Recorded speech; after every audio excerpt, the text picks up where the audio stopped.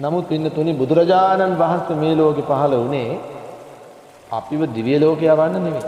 බ්‍රහ්ම ලෝකේ යවන්න නෙමෙයි. අනාදිමත් කාලයක පටන් ඉපදී මෙරි ඉපදී අනන්ත දුක් විඳගෙන එන මේ සංසාර ගමනේ අසරණ සත්වයින් හැටියට අපි මේ ලැබූ හොඳම නවාතැන.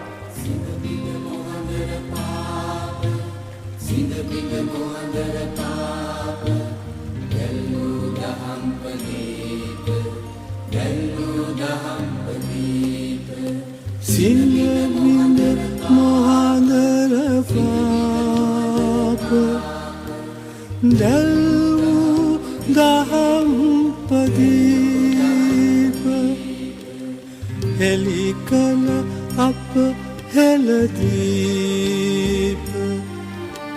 තිලොවග බුදු සමිඳේ තිලොවග බුදු සමිඳේ